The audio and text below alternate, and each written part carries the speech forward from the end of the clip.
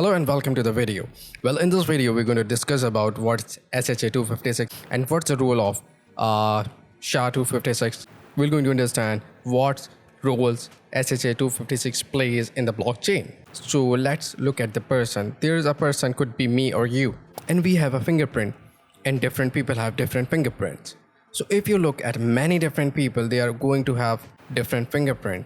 Is there any possibility that some of people have same fingerprint? I don't think so, and it's not even possible. So in a way, you can say a fingerprint is an identifier of a person, and that's a very powerful concept which used by forensic department in the police, where they can identify criminals just by their fingerprints and takes the evidence to the court. Now if we could take the same fingerprint and apply it to the digital document, and what if we could take the same principle and apply it to the digital documents?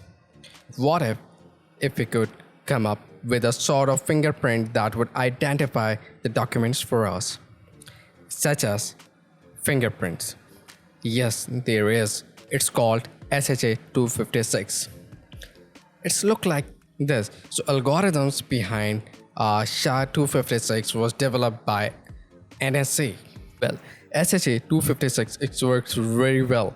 It stands for Secure Hash Algorithm 256 bits.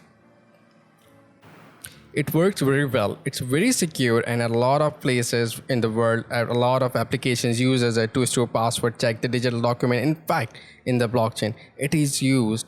That's like one of the core thing and the core principle of building the blocks of the blockchain.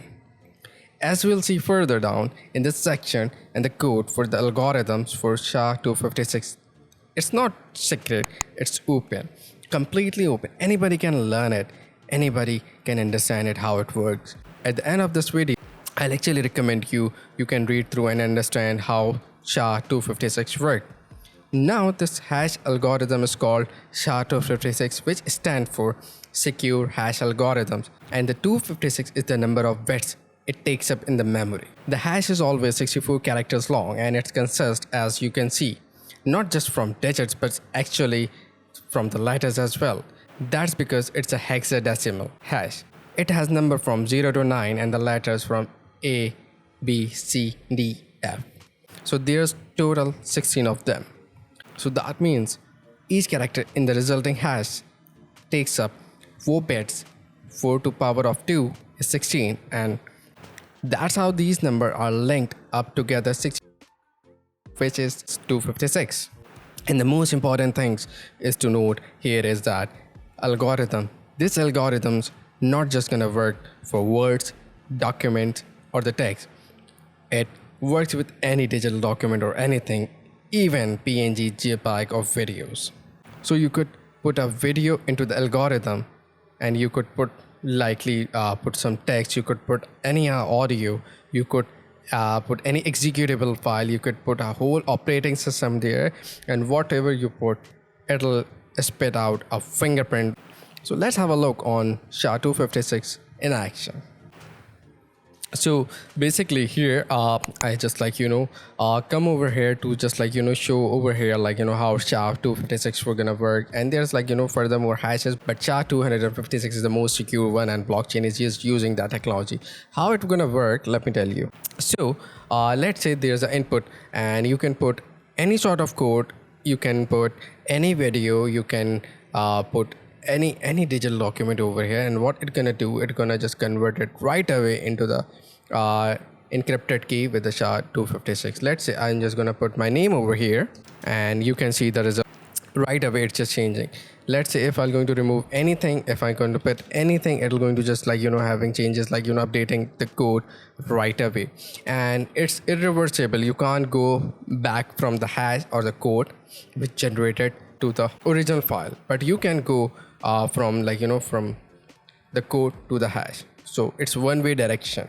Let's say we just have a command, let's say if I'm going to type print anything, any code. Let's say I'm just putting hello world over here. Simply, it's a piece of code, it's a function, simple function, but can you see that it having that output?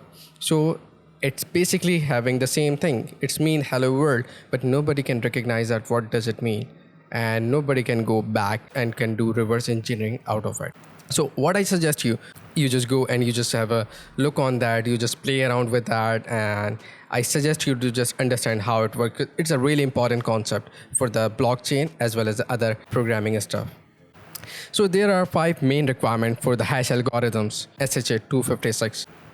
Number 1, it has to be one way, as I just mentioned earlier. So basically what it means is that you cannot go backwards. You cannot go from hash to the document. So you cannot store or reverse engineering the document based on the hash. It has to be like a fingerprint. If you have the fingerprint, you cannot store how the person looks like. So you cannot understand what are the color of the eyes of the human or anything about him just by the fingerprint. But at the same time, what you have, if you have a person, can always have the fingerprint. Number 2, it has to determine the meaning that it takes the same document, exactly the same document later on. And if I run and apply the hash algorithm, I'll get the same output. What does it mean?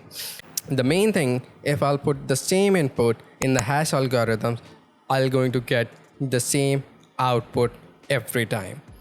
No matter what, if I'm going to put my name in the hash algorithms, every time if I'll use the same key spelling, so I'm gonna get the same output. Let's say I'll put a same file, and there's not even a minute change in the file and the document, and I'll put into the hash algorithm.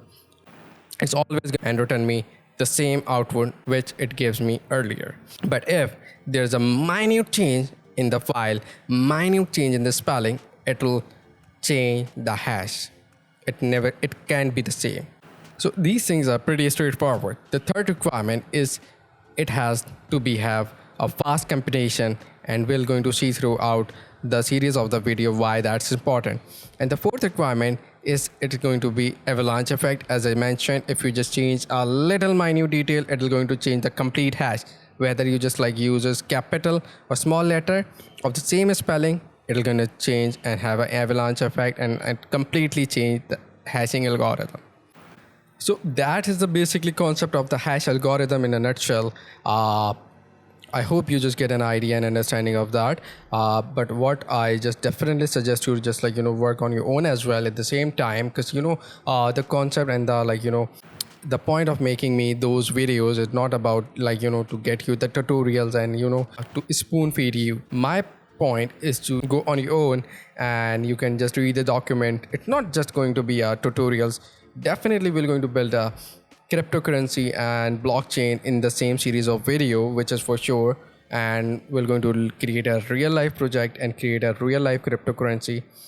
But it doesn't mean it will be going to be a completely tutorial. If you're going to follow along, definitely you can create that, but it'll going to be useless. What I want is to just understand the concept and the things, and so you can create the things on your own and you can use your brain. So in the end of the video, what I suggest you to have a reading on SHA-256. I'm going to attach the link in the description so you can go and understand how the SHA-256 is gonna work. So it'll be good for you to understand the core principle of blockchain. I hope you just get an idea of blockchain and SHA-256. Just let me know if there's any feedback, and hope to see you in the next video. Take care.